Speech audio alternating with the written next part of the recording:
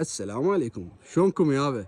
اليوم جبت لكم عرض يجنن. دار طابق ونص بيش ب 75 مليون بس. مساحته 110 متر، الواجهة 5 والعمق 22 متر، بناء حديث، فول مواصفات. الموقع حي الشيماء قرب دائرة الكهرباء. خلينا نشوفكم تفاصيل الدار. بسم الله، صلوا على الحبيب محمد. هذا عندنا هنا جراج، هنا صاير دبليو سي ومغسلة، هنا المطبخ، هنا غرفة الضيوف. بسم الله ما شاء الله، صلوا على الحبيب محمد. هذا عندنا المطبخ، وهذا عندنا ممر يفوت مباشرة للهول. الدار طابق ونص، فوقك غرفة وصحيات.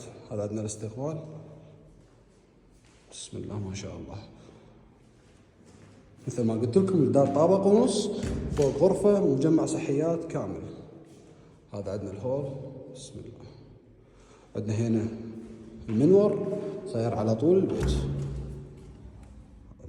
هنا جوا غرفة هم مجمع صحيات. هذا اللي يفوت على غرفة مجمع صحيات. هذا درايج يصعد للطابق الثاني. هذا صار عندنا مغسلة هنا صار عندنا مجمع صحيات. بسم الله ما شاء الله. هاي الغرفة غرفة النوم، ما شاء الله جدا جدا واسعة الغرفة، يعني تحوي أكبر غرفة نوم. هذه فوق شوفكم غرفة الفوق. بسم الله. هذا عندنا غرفة النوم هنا صايرة، هذه غرفة نوم، وهذا باب يطلع سطح. وهذا عندنا هنا مجمع صحيات كامل. هذا مجمع صحيات، وهذا الباب أيضا يطلع للسطح. مثل ما قلت لكم الدار سعره بس 75 مليون. ما عليكم إلا تتصلون على الرقم أو مراسلتنا على الواتساب. حياكم الله ويا أهله.